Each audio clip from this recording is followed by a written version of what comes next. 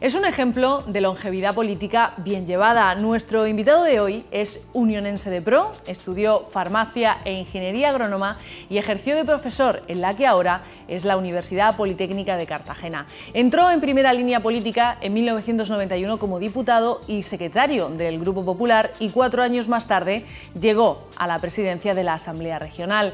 Gesto serio, paciente, tranquilo y respetado por una bancada y otra. Algo nada fácil en los tiempos que corren, pero todo lo que empieza, acaba. Por eso, después de 20 años, deja el Parlamento Regional, la presidencia del PP de Cartagena y la vida política.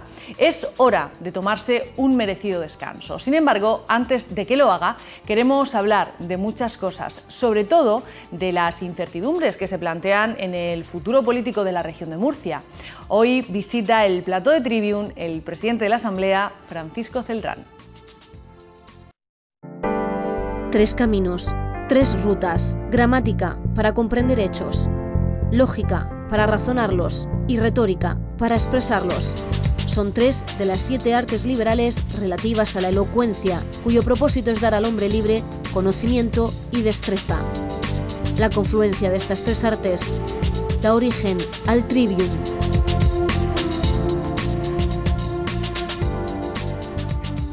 Buenas noches, aquí estamos fieles a nuestra cita con todos ustedes en un programa más de Tribune. Hemos tenido una campaña electoral muy disputada, una noche electoral intensa y ahora se abren ante nosotros pues muchos interrogantes en lo que es el futuro político de la región de Murcia.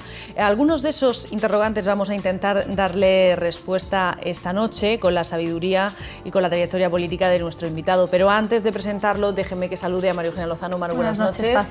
Esther, buenas noches. Y ahora sí le vamos a dar la bienvenida al que va a ser nuestro invitado de esta noche, Francisco Celdrán, presidente de la Asamblea Regional. Buenas noches, bienvenido. Muchas gracias y buenas noches igualmente. Yo aquí encantado. Nos alegra que haya aceptado nuestra invitación. Lo decíamos al principio, estamos de resaca electoral después de todo lo que aconteció la noche del 24 de mayo. Se abre ahora un mapa político en la región más que interesante, que plantea muchas preguntas y muchos interrogantes. Y en medio de toda esta situación, la situación digamos más incierta que ha vivido nuestra región en los últimos años, usted toma la decisión de abandonar la política, de dejar que pasen otros. No es muy exacto, yo la decisión la tomé antes de los resultados. Bueno, pero en este momento... Efectivamente, me va a tocar marcharme pues en estas circunstancias que está comentando. ¿Sí? ¿Y qué sabor le deja toda esta situación después de 20 años en la Asamblea Regional, cuando ha habido un panorama político en la región estable, sobre todo en estas últimas 2 décadas? Ahora el panorama que se abre, ¿qué sabor le deja? Hombre, a nivel personal no me parece satisfactorio y la verdad, si dijera lo contrario, no sería sincero. Pero a mí eso no es lo importante es que efectivamente ahora va a ser más difícil tener un gobierno que tenga un rumbo político claro, con unos objetivos claros, pero eso no quiere decir que se acabe el mundo. Se puede hacer un gobierno con más de una fuerza política y ser un buen gobierno. Lo que pasa es que los precedentes no suelen anunciar eso, es más difícil que un gobierno con varios partidos políticos pues haga una política más coherente. Se corre el riesgo inevitablemente de que cada formación política que forma parte del gobierno pues se vea tentado de defender más el derecho de su propia formación política que el interés general. En un gobierno monocolor no hay interés en tu propia fuerza política. Pero en fin, todos estos son consideraciones que no tienen demasiada importancia. Lo importante es que el resultado electoral es el que es y los representantes de los ciudadanos que han sido elegidos tendrán que asumir su responsabilidad en que esta región tenga un gobierno y que sea el mejor de los posibles. Eso es lo importante y ese es el reto para los que hemos elegido, las 45 personas que hemos elegido este domingo. Esa es su responsabilidad y yo espero que la cumplan todos, cada uno esté a la altura, que es la defensa del interés general, no la de tu formación política o de tus cuestiones personales o tus propias ideas personales, por muy legítimas que sean. A veces hay que ponderar esas posiciones para el servicio del interés general. Tú puedes creer mucho en una cosa y, sin embargo, puede no ser posible y tendrás que convenir con el vecino de escaño, que es lo mejor para todos. Nos gustaría hacer un pequeño repaso a cómo ha quedado el mapa electoral aquí en la región con usted. El Partido Popular ha perdido su mayoría absoluta, de la que venía disfrutando desde el 95. A nivel nacional también ha sufrido un severo castigo. Por su dilatada experiencia y su sabiduría, como decía Paz, nos gustaría una valoración de los resultados. Bueno, yo creo que la mayoría de los ciudadanos han querido cambiar el panorama actual. El panorama actual era un gran predominio del Partido Popular y eso querían cambiarlo. Unos en una dirección, otros en otra, pero todos efectivamente han dado lugar a que se produzca esa bajada del primer partido de España, bajada en cierta medida. El Partido Popular sigue siendo el partido más votado de España, el primer partido de la nación y de la región, pero le han bajado de nivel, ya no tiene mayoría absoluta. Ese, sin duda, yo creo que es un análisis correcto de lo que ha sucedido. Lo que ocurre es que no es porque se hayan ido a otra fuerza política, no. Se ha dispersado el voto. Han aparecido nuevos partidos numerosísimos y eso ha producido la situación actual. Y no tiene, como digo, a mí no se me ocurre otro comentario, que todos tendremos que asumir el papel en el que estamos. Eso está claro, queramos o no, nos guste más o menos. La situación es esta. Y ahora lo que hay que preocuparse es defender de la mejor manera posible el interés general. Le voy a poner en un pequeño compromiso. Ahora ya que se va podrá decir lo que quiera, ¿no? ¿Cómo hubiera usted intentado cortar la sangría de votos del Partido Popular que disfrutaban en 2011? Por ejemplo, aquí en la región tuvo una victoria aplastante.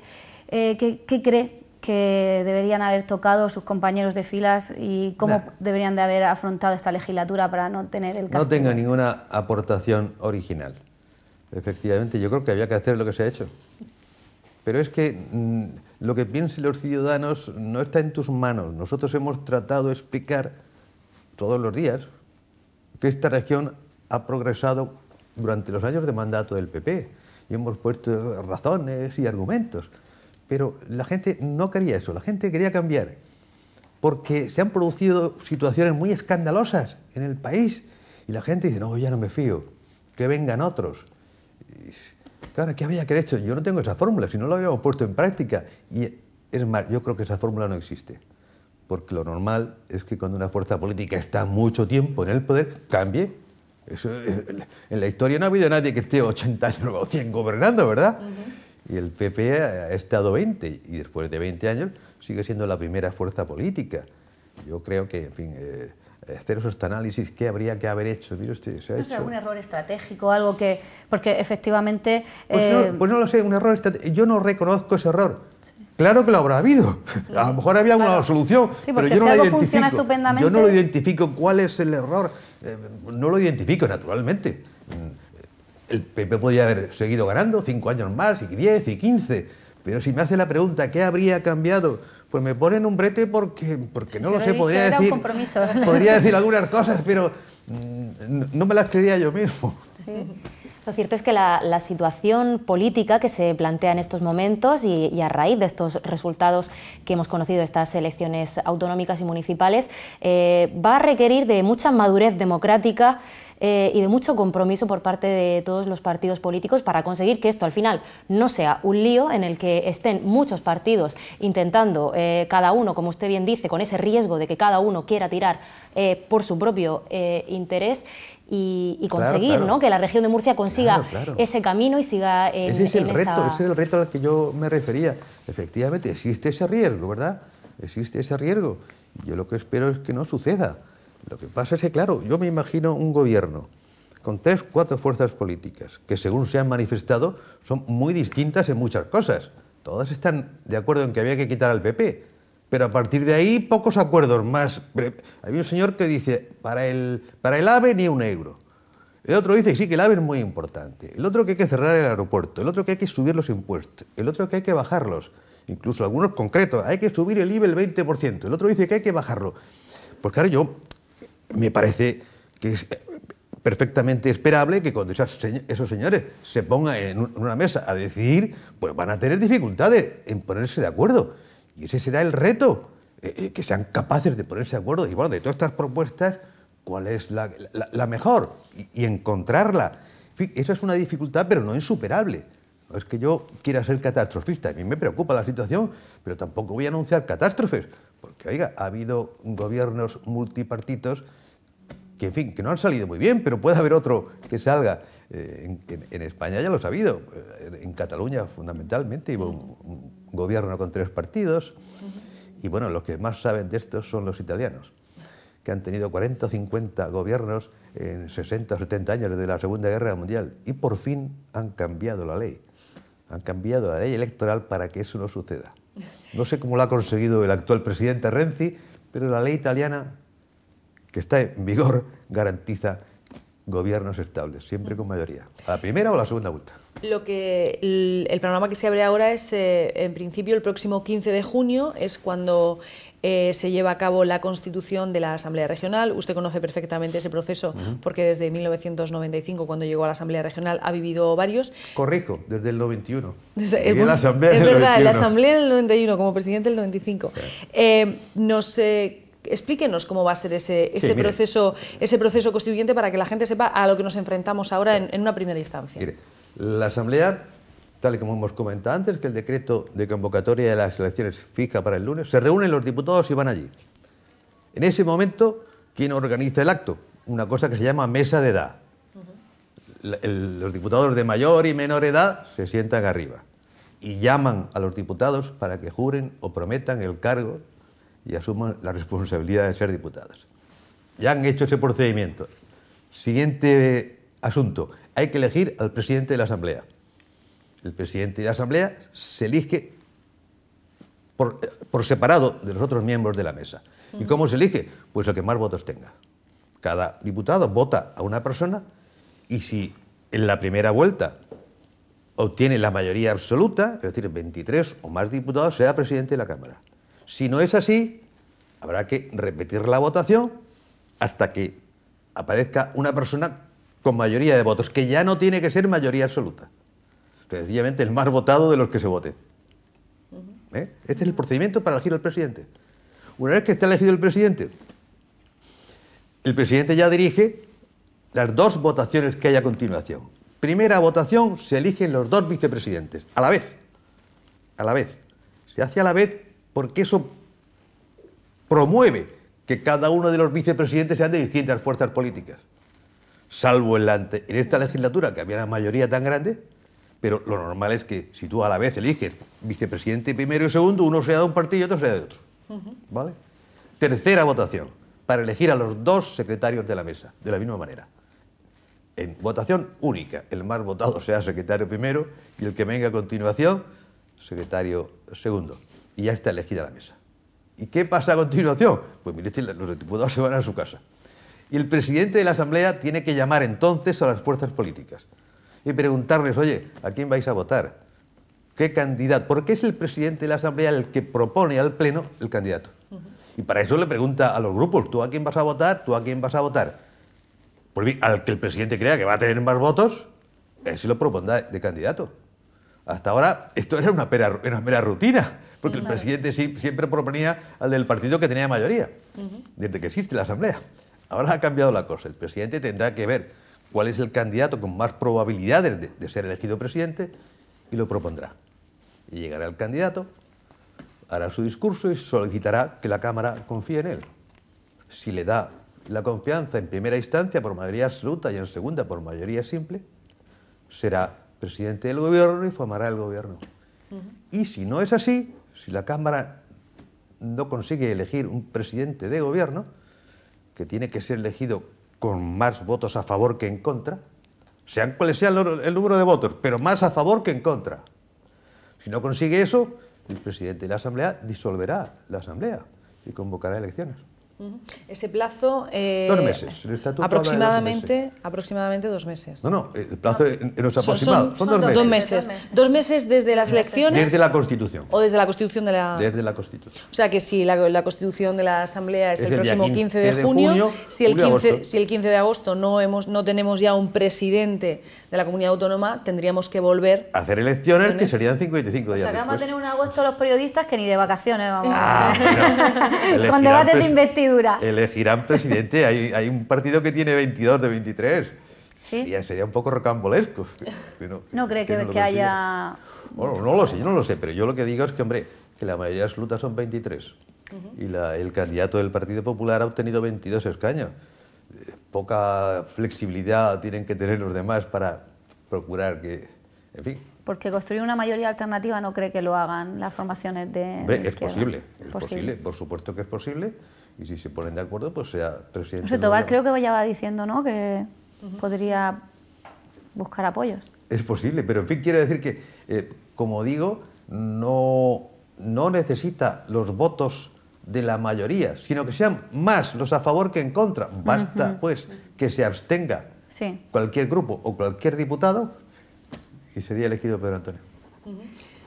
Vamos a ver, para intentar aclarar todo esto. Los plazos los tenemos claros. El procedimiento también nos lo acaba de explicar. Pero ahora, como usted bien decía, decía que había posibilidades, ¿no?, de que Pedro Antonio Sánchez pudiese ser investido presidente de la Comunidad. Pero claro, estamos hablando de que no tiene efectivamente esa mayoría absoluta, quizá tendría que ver la posibilidad de pactar o intentar buscar esos apoyos que le faltarían. ¿Cuál es el escenario que se le plantea en estos momentos al Partido Popular en la región de Murcia? Hay dos posibilidades. Que sea elegido presidente del gobierno por la abstención de cualquier diputado y gobernar en minoría. Esa es una opción. Gobernar en minoría tiene sus limitaciones, los presupuestos fundamentalmente los tendrá que aprobar por acuerdo parlamentario. En definitiva, gobernar en minoría. Esto ha pasado en España a nivel nacional. Ha habido ya bastantes, 3 o 4 gobiernos en minoría. Uno de Felipe González, uno de Aznar y uno de Zapatero, si no recuerdo mal. Bueno, y por supuesto, y los de UCD. Gobernar en minoría y las decisiones más importantes, entre ellas la del presupuesto, tendrá que requerir el acuerdo de otros grupos. ¿La otra alternativa cuál es? Pues que gobierne con pacto de gobierno. No pacto de investidura, pacto de gobierno. Que algún otro grupo se incorpore a una mayoría y entre los 2, o entre los 3 o entre los 4, formen gobierno. No parece que eso sea lo previsible, según han declarado las fuerzas políticas, ¿verdad? No quieren pactar pactos con ese grado de compromiso. No ya te dejo que te elijan porque eres el más votado, no, sino que yo me meto contigo en el gobierno. Eso no parece en este momento lo más probable. De modo que esas son las dos alternativas, que gobierne en minoría o que gobierne en coalición o que gobierne una multicoalición. Sí, o esos pactos para sacar iniciativas concretas, ¿no?, los pactos de gobierno. Claro, luego ya en el día a día, naturalmente, si gobiernas en minoría tendrás que pactar toda la semana. Creo que Ciudadanos, que es un poco el partido que podríamos, o a priori parecía que podía ser el partido bisagra en estas elecciones, creo que ha dicho que gobierno de coalición no, en ningún caso, ¿no?, pero que sí le puede ofrecer al Partido Popular el apoyo siempre y cuando hagan una limpieza en las instituciones. Efectivamente. Pues habrá que explicar en qué es eso y si es posible, pues se hará, porque esa es una expresión, en fin, ambigua, y no sé si con buena intención o mala, pero en definitiva es lo que ha dicho. También ha dicho que su primer partido para pactar es el Partido Socialista, lo ha dicho a nivel nacional, ¿no? Pero luego también ha dicho eso, que en fin, que no va a impedir la gobernabilidad siempre y cuando que se den algunas condiciones que él ponga encima de la mesa.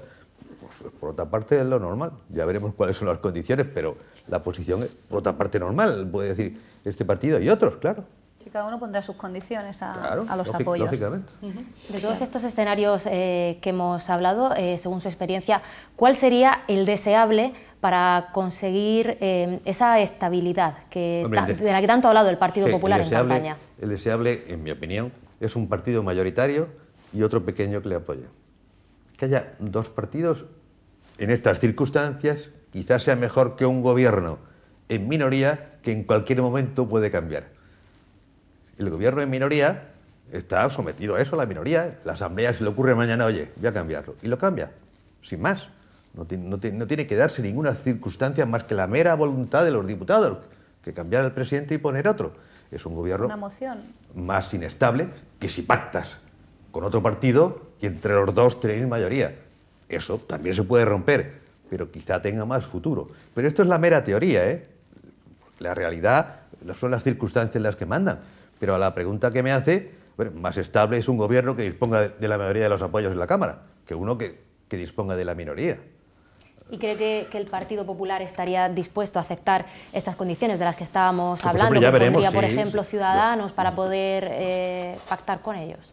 Hombre, naturalmente esto tendrá que responderlo el propio Partido Popular, el candidato Pedro Antonio Sánchez, y tendrá que responder después de esas condiciones. Pero yo no descarto que esto se pueda producir, ni lo contrario, ¿por qué no? No creo que nadie vaya a pedir milagros, ¿verdad?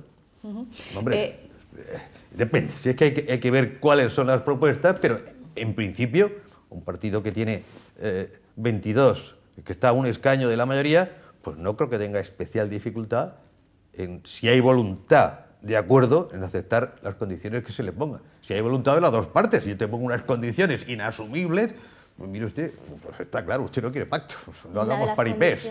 Una de las condiciones sería eliminar a los imputados, que aquí en la región de Murcia el Partido Popular eso cuenta ha anunciado, con alguno. pues ahora veremos cómo se concreta y cómo se hace eso.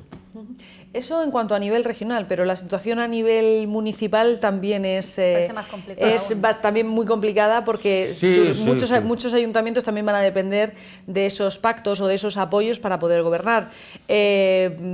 Hablamos... En este caso, ya que le tenemos a usted aquí, hablamos del caso concreto de Cartagena. En Cartagena la pérdida de concejales por parte de la candidata a la alcaldía de Pilar Barraydo ha sido bastante considerable, y ahora para poner en marcha ese gobierno municipal también se depende de apoyos y de pactos. Hablamos de lo mismo, efectivamente. En Cartagena no hay mayoría. Las posiciones manifestadas por todas las formaciones políticas que han obtenido concejales es que lo primero que tienen claro es que no gobierne el PP. Por lo tanto, es poco probable que gobierne. Bastante improbable, ¿verdad? Bastante improbable. Ahora, ¿quién va a ser el alcalde? Pues la verdad, ahora mismo yo no me atrevo a decir, porque es que no ni siquiera lo atisbo. Están igualados en fuerzas los grupos de la oposición, muy igualados. Entonces se puede hacer cualquier acuerdo. En este caso, la situación que comentábamos antes de que la mera abstención de un diputado podría dar lugar a la elección de Pedro Antonio Sánchez, en este caso no es así, tienen que abstenerse muchos más, efectivamente. Si se abstienen, el partido más votado ha sido el PP y el alcalde sería el PP. Pero ahí es más complicado. Yo creo que llegarán a algún tipo de acuerdo para que cualquier representante de esos grupos políticos sea alcalde o alcaldesa. Ese es mi pronóstico.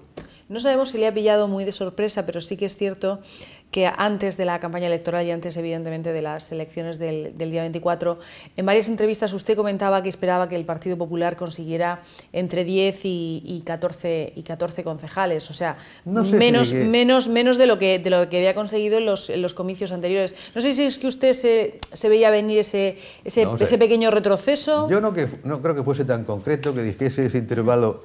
Pero lo que está claro es que todas las encuestas del mundo mundial anunciaban la disminución de voto que iba a tener el Partido Popular, y las encuestas son más o menos precisas, más o menos buenas.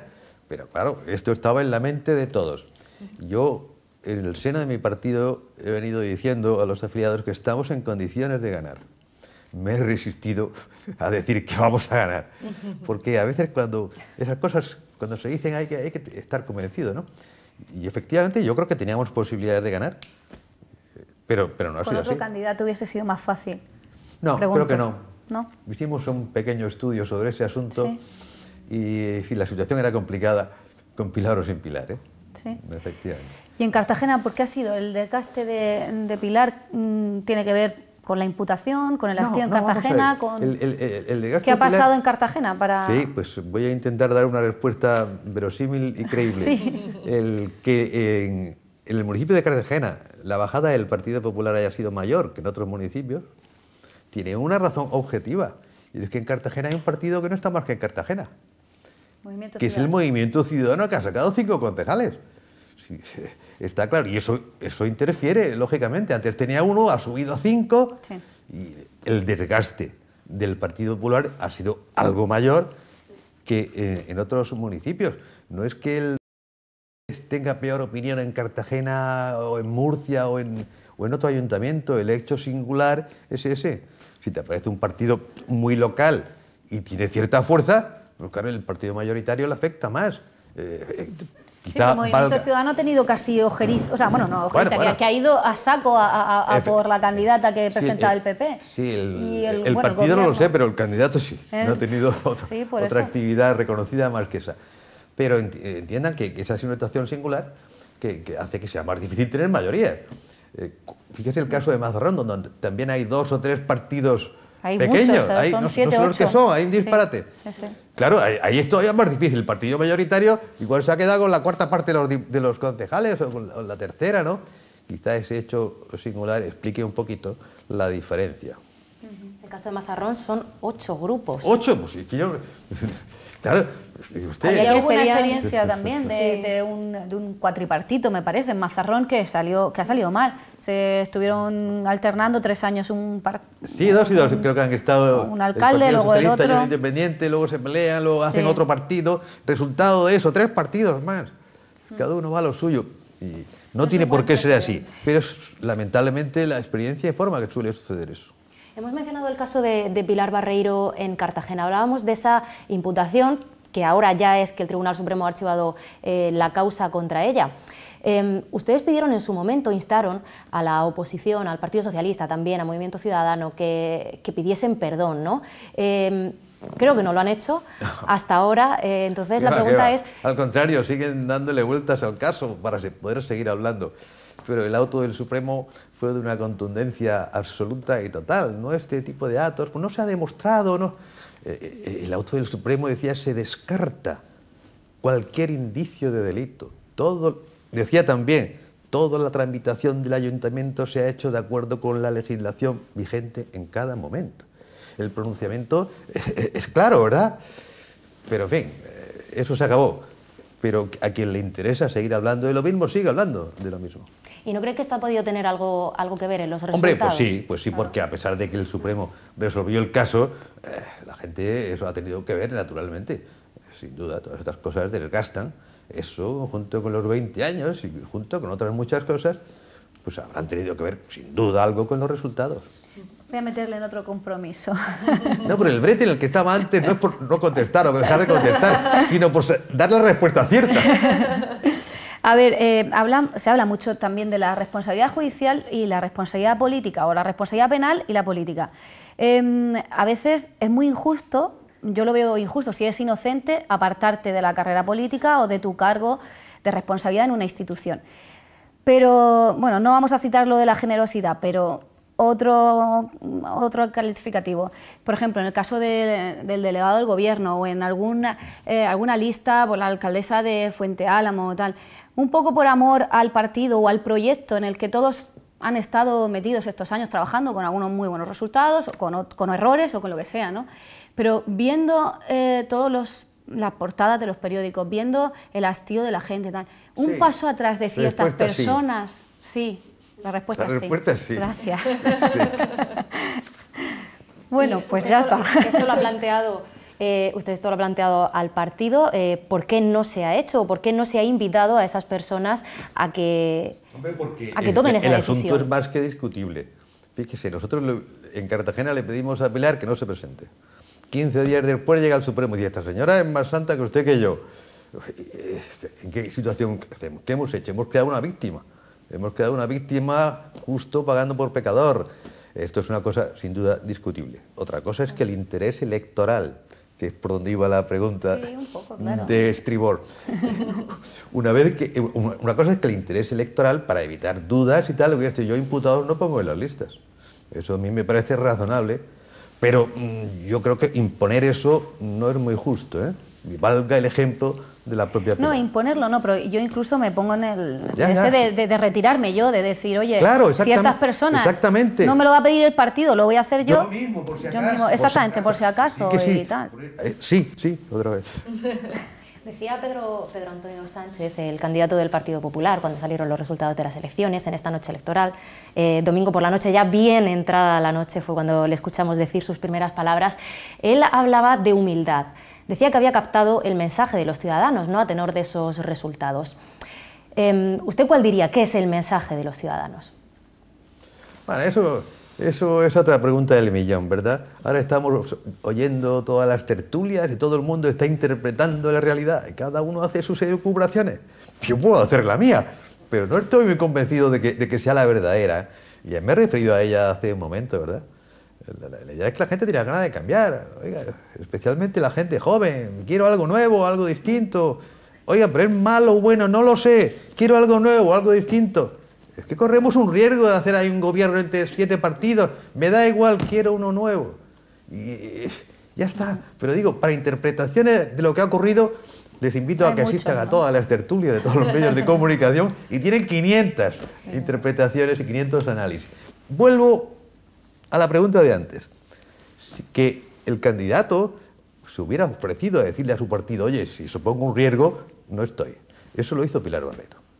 Muy bien. Pilar Barreiro se demostró, hacía tiempo se mostró dispuesta, oye, si yo soy un problema yo me voy, pero ahora mismo. De ahí la culpa la tuve yo, que le dije que siguiera. Pues como capitán del barco, como presidente del Partido Popular en Cartagena, ¿cuál tiene que ser ahora el rumbo del partido en Cartagena para intentar recuperar otra vez esa confianza perdida, para intentar volver a ilusionar a su electorado? Pues mire, hacer nuestro trabajo bien hecho. El trabajo que ahora nos corresponde es hacer una oposición buena. Conocemos el municipio, conocemos sus necesidades, conocemos las posibilidades que tiene un gobierno municipal de atenderlas. Pues todo eso ponerlo de manifiesto en la actividad de los concejales que van a estar en la oposición y en las propias actividades del partido. Es decir, hacer una labor de oposición seria, responsable, coherente y no hay otra fórmula. Y yo creo que lo vamos a hacer. ¿Va a ser Pilar Barreiro la líder de la oposición en Cartagena? De momento lo es, pero vamos a dejar esperar estas semanas que quedan de aquí al día 13 para ellos y tenemos respuesta a esa pregunta. Las elecciones han sido, bueno, mucha gente y esos analistas, ¿no?, que se sientan en las tertulias hablan de, bueno, de un ensayo general de las generales de noviembre. La misma pregunta, estábamos hablando del PP en Cartagena, pero ¿qué debería hacer? Mariano Rajoy tuvo ejecutiva ayer también con la gente del Partido Popular. ¿Por dónde deberían pues la misma respuesta. Si es que yo ni sé ni creo que exista ninguna fórmula mágica. ¿Qué puedo decir yo? Pues que el gobierno de España haga lo mejor que pueda para el interés de los españoles. Que persista en la política de que se vayan creando día a día nuevos puestos de trabajo, que es la mejor de las políticas sociales, decimos nosotros con frecuencia. Hoy se están creando 1.500 puestos de trabajo al día. En el último año de Zapatero se iban a la calle, al paro, 2.000 al día. Pues que siga, que persista en estas políticas que dan estos resultados. ¿Qué otra cosa puede hacer? Vamos a ver. Pues seguir haciendo lo mejor que pueda. Y seguramente, valga como ejemplo, resumen, lo mejor que pueda es conseguir que millones de españoles encuentren trabajo, ¿verdad? Justo ahora en la recuperación económica, este panorama, bueno, el IBEX ayer ya estaba bajando ante la incertidumbre de los resultados electorales. Claro, pero en cualquier caso, si yo fuera Rajoy, pues voy a hacer mi trabajo lo mejor posible y a conseguir que en España cada vez haya más progreso, más trabajo y por lo tanto más justicia social, porque es que la justicia social está muy ligada a que tengas un trabajo. Ayer, precisamente en esa ejecutiva, tras esa ejecutiva, en la comparecencia que tuvo el presidente del Gobierno, sí hubo un atisbo de autocrítica. En ella Mariano Rajoy dijo que quizá lo que les había faltado había sido una política de comunicación más eficaz con la gente para explicarle todo lo que tenía que haberse hecho. Quizá ese haya sido uno de los errores, ya no a nivel nacional, sino a todos los niveles. Sí, claro, siempre uno se queda, sobre todo el partido que gobierna siempre tiene esa duda. ¿Habré explicado bien lo que he hecho? ¿Habré tenido una buena política de comunicación? Claro, siempre te queda esa duda. Yo creo que lo he hecho bien, si yo creo que estoy obteniendo resultados magníficos y no gano las elecciones, pues seguramente es que no lo he explicado bien. Hombre, otros dirán que no es que no lo has explicado, es que no lo has hecho bien. Pero el partido afectado se plantea siempre eso y es frecuente que ocurra, porque cuando estás gobernando, si eres un político honesto, estás más preocupado de la gobernación que de la propaganda. Mientras que si estás en la oposición, tu único objetivo es la propaganda antigobierno, ¿no? De modo que a veces ocurre que los gobiernos, metidos de lleno en la responsabilidad de gobernar, pues perjudiquen la transmisión de lo que hacen o la comunicación. Esa falta en las políticas de comunicación, lo que ya se ha resumido como la tele de plasma el día que Rajoy compareció y metió... Sí, sí. Y también quizá puede ser lo que la ciudadanía dice sobre la falta de contundencia a la hora de algunos escándalos que han sacudido el país. Esa falta de contundencia contra la corrupción también ha tenido que ver en este voto de castigo. No, lo que ha tenido que ver es la propia corrupción, más que la falta de contundencia. Aunque hubiéramos fusilado a alguno de los compañeros, no íbamos a arreglar el problema, no. Yo creo que ahí la cuestión de fondo es más importante que la de forma. Es decir, es más importante que hayan salido casos de corrupción que cómo se han afrontado en el seno del propio partido, que no podemos fusilar a nadie. Máxime cuando no sabíamos si eran culpables. Y en el caso concreto de la región de Murcia, también a raíz de estas elecciones ya se ha empezado a escuchar alguna voz tímida que dice que tal vez el presidente del partido aquí en la región, Ramón Luis Valcárcel, debería dejar ese hueco y que fuese otra persona quien liderase el proyecto. Así será y no pasará mucho tiempo. Cuando corresponda, el partido lo previsible es que a primeros de año, dentro de 5 o 6 meses, en enero, febrero, después de las elecciones generales, haga un congreso y elija nuevo presidente y nuevo comité ejecutivo. Eso va a ser así, pero hombre, hacerlo ahora, al día siguiente de una elección o estando la próxima tan inmediata, no parece ni necesario ni sensato. Pero que el partido hará su congreso y renovará todos sus cargos, eso no tenga ninguna duda. Permítame que lo hagamos después de las generales, que no hay tanta prisa de hacer en agosto ahora un congreso, se puede hacer luego en enero. Eso pasará en la región y en Cartagena y en otros sitios. Claro que se producirá la renovación. Lo que sí es cierto es que usted entró a presidir la Asamblea Regional en 1995, en el 91 ya entró en la actividad parlamentaria. Han sido 20 años, muchas legislaturas, ha visto pasar muchas cosas y ahora, bueno, ahora no, ya lo dijo antes de estas elecciones, que decidía marcharse, decidía dejar el cargo y dejar el sillón y dejar que llegaran otros. ¿Por qué se va Francisco Celdrán después de tanto tiempo? Pues mire, no, fundamentalmente por razón de edad. No tengo otra razón, una causa así más o menos concreta. Me voy sencillamente porque tengo 70 años. ¿Qué más explicaciones quiere usted, verdad? Nada, simplemente es eso, que creo que ha llegado una edad muy racional de de jubilarse a uno para estar jubilado. Jubiloso. Eso sí, de júbilo, exactamente, para estar jubiloso. Que tengo amigos jubilados. Esa es la palabra. No hay otra razón, créame, ninguna. Y se ve capaz de desvincularse de la política. Dicen que donde hubo fuego siempre quedan cenizas. Después de tanto tiempo, sí, yo creo que sí, yo espero que sí, hombre, de eso nunca lo he hecho. Así que no sé cómo me va a sentar, pero supongo que bien. No tengo yo especial preocupación. ¿Y ahora qué hago? Pues mire, algo haré, ¿verdad? Tomar el fresco, estar con mis nietas, que no es poca cosa. Le preguntamos si en estos últimos minutos, un poco por esa vida jubilosa que va a llevar ahora, le encanta navegar, ¿no? Tiene un proyecto pendiente de dar la vuelta al mundo en velero. Sí, pero ese ya lo has descartado. Esa es mi espina clavada. Si alguien me pregunta, ¿qué no has hecho a ti en tu vida que te gustaría haber hecho? Dar la vuelta al mundo en un velero. Pero todavía puede, hombre, no en un velerito pequeño, no vaya a ser que venga una tormenta y tal. ¿No? No, eso ya no es posible. Pero sí sale a navegar, ¿no? Con otra embarcación pequeñita y tal. Sí, claro. Pero en fin, uno se queda con algo en la vida. Seguramente, fíjate, la única respuesta que daría yo sería esa. De todo lo demás no me siento insatisfecho, no me quedo, ¿qué me ha faltado? A mí, yo he tenido, gracias a Dios, una vida espléndida en una familia magnífica, la de mis padres, la de mis hijos. No tengo queja. ¿Qué me ha faltado hacer? Eso. Darle la vuelta al mundo en un velero. Ahora lo que le vamos a pedir, después de 2 décadas en la Asamblea Regional, es un ejercicio de memoria. Imagino que habrá habido... ¿De memoria? Sí. Imagino que habrá habido muchos buenos momentos y malos momentos. Vamos a empezar, como siempre, por lo mejor. ¿Qué momentos han sido con los que, después de tanto tiempo, se queda? Bueno, dice bien. Tendría que citar momentos, no momentos. Y me resulta muy difícil porque hay muchísimas cosas que recordar. Pero a mí, si tengo que decir algo, siempre me pongo... Esto sí que es un brete. Por ejemplo, me pareció un hito para la historia de la región importante, la reforma del Estatuto de Autonomía, aquella que nos permitió gestionar la sanidad y la educación. Fíjense, después de asumir esa responsabilidad, el número de personas que trabajan en la seguridad social, en la sanidad pública ha pasado de 9.000 personas a 20.000.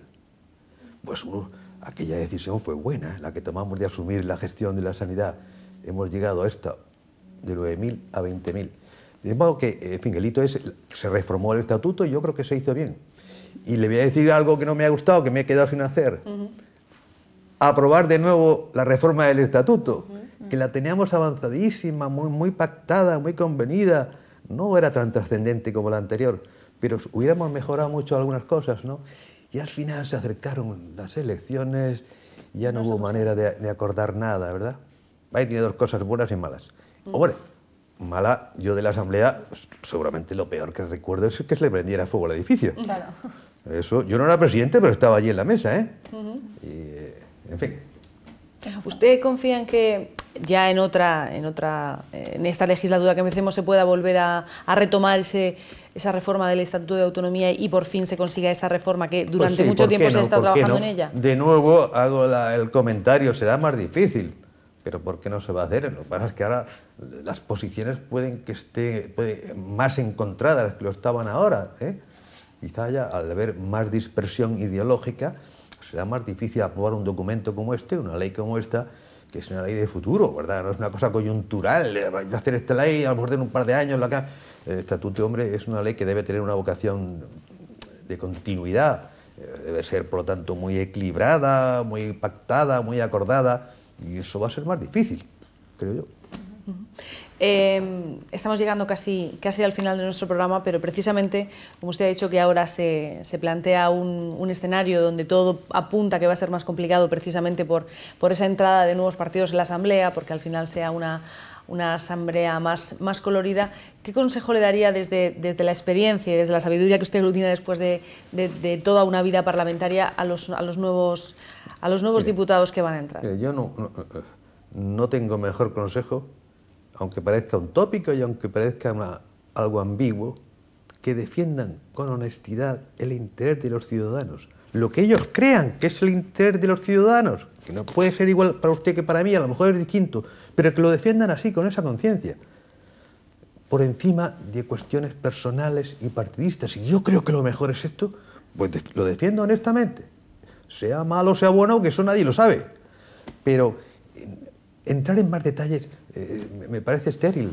Mire usted, cumpla usted honestamente con su trabajo, defienda las ideas en las que cree. Y, lógicamente, como sus ideas no se las puede imponer a los demás, tenga capacidad de pacto, capacidad de entendimiento, capacidad de transacción. Oiga, si mi máximo no lo consigo, voy a ver si consigo una parte pactando con usted. Esta es la vida misma de un parlamento. Si no se puede imponer la mayoría, ni se debe a los demás, oiga, vamos a ver si transaccionamos y encontramos el punto medio, y medio virtus. Esto suele ser así. Y le hemos dicho para los diputados, pero para su sucesor, aunque todavía no sepamos quién va a ser, ¿qué pues le hombre, diría? Que tenga el carácter templado, que sepa escuchar. Hay que saber a usted escuchar. siempre le hemos visto muy tranquilo, muy paciente en los debates, en la Asamblea, Madre en los plenos. Valía, porque estás tranquilo. Pero ¿alguna vez ha tenido ganas de perder la paciencia? ¿Ha habido veces en las que ha tenido que contar antes de hablar? Porque siempre lo hemos visto muy templado. No, normalmente no. No sé si alguna vez me he llegado a alterar, pero naturalmente ha habido intervenciones que me han producido horrorosas, buenísimas, malísimas, regulares, de todo. Pero que me hayan alterado y decir, cállate ya. No, créame, lo digo sinceramente. Yo he aprendido a escuchar, otra cosa no sabré hacer, pero escuchar opiniones diversas, contrapuestas, maravillosas, preciosas, aburridísimas. A eso sí lo he aprendido, ¿eh? Pues bien, el nuevo presidente tendrá que hacer lo mismo. Aprende a escuchar, ten independencia, no seas partidista. Que todos los malos, aquí no hay malos ni buenos, todos son elegidos por los ciudadanos, ¿eh? No se puede condenar a nadie. No, todos son elegidos por los ciudadanos y tienen los mismos derechos. No te dejes presionar por tu fuerza política, por mucho y muy grande que sea. Mire, yo creo que en la Asamblea Regional, aunque quizá la gente no es consciente, a pesar de tener una mayoría tan aplastante como ha tenido, sin precedentes en España, el 40% de las leyes se han aprobado por unanimidad, ¿eh? Debe saberse. El rodillo. Mire usted, el 40% de las leyes aprobadas por unanimidad. Ha habido capacidad de todo. Oye, de pactar, de acordar, de transaccionar. Ni blanco ni negro, ponemos un gris. Hombre, pues si no perjudica a nadie, vamos a poner un gris. Sí, sí, a pesar de la mayoría, puede haber acuerdo. Y si no existe esa mayoría, lo que tendrá que hacer es empeñarse en conseguir que se forme una mayoría para cada asunto. Yo creo que eso es lo fundamental. Hablaba usted de la independencia que debe mantener el presidente de la Asamblea y no dejarse aplastar, ¿no?, por esas ideas a lo mejor del partido que le sustenta. Tiene que ser complicado. A veces. Yo lo he llevado bien, ¿eh? Pero no sin problema. Que yo le retire la palabra o que no se la conceda al presidente del gobierno, que además de propina es el presidente de mi partido, pues no fue una decisión fácil. Pero lo hice, fíjese, me acuerdo perfectamente, estas cosas no se te olvidan. Había un debate, no me acuerdo qué era tal, el presidente había consumido su tiempo. Y yo veo al presidente que hablaba con el que tenía al lado, aquí iba a decir algo. Me pide la palabra. Y le dije, señor presidente, no tiene usted la palabra. Eso para mí no fue fácil. Pero oye, eso luego me dio credibilidad ante los diputados cuando, como llamarle al orden. No voy a decir por qué le llamé al orden a él y al portavoz del Grupo Socialista, porque más vale no decirlo en un medio de comunicación. Pero fueron dos disparates. Oye, me salió instantáneo, no dudé ni un segundo. Le llamo al orden, le llamo al orden. Lo ha tenido que hacer en más de una ocasión, ¿eh?, con algún otro diputado. No tantas. A los diputados lo hemos visto. Al presidente no. No, al presidente no, pero a los diputados sí, porque algunos... Sí, claro, eso es más normal. Pero eso es más normal, menos trascendente, menos complicado para el presidente de turno. Y ahí el señor empieza ya a hablar desde el escaño, pues no hay que ser muy independiente, como hablábamos, para llamarle al orden. Le llamas al orden y punto. Y el diputado sabe muy bien que si le repites la llamada al orden 3 veces, se va, es expulsado y sancionado. ¿Guarda muchos amigos en la política? ¿Tiene muchos amigos? Sí, tengo muchos amigos y tengo gente con la que me llevo bien, aunque no sean tan amigos. Sí, los amigos fundamentalmente están en mi partido, pero de otros partidos también tengo gente con la que me llevo bien, valga la expresión, que vamos, convivo con ellos y puedo salir a tomar una copa o a dar un paseo. ¿Y amigos de otro partido? De otro partido me refiero, ¿no? Sí. Entre los tuyos es fácil eso, ¿eh? Pero con otras personas también convivo con naturalidad. Estamos llegando casi al final, pero nos gustaría que antes de marcharnos y de despedirle, nos dijera con qué se queda después de esta larga trayectoria política en la Asamblea. ¿Con qué se queda al final? ¿Cuál sería el mensaje final antes de marcharnos? ¿Más largo o más corto en la respuesta? La más corta. Me quedo con mi conciencia tranquila. Que no es poco. Que no es poco. Que no es poco. Mi conciencia, eso que llevamos todos dentro, seamos o no creyentes, tal, pero dentro llevamos todos algo que nos dice, esto está mal o esto está bien, ¿verdad? Pues bien, yo me voy con mi conciencia tranquila. Pues, ¿qué más?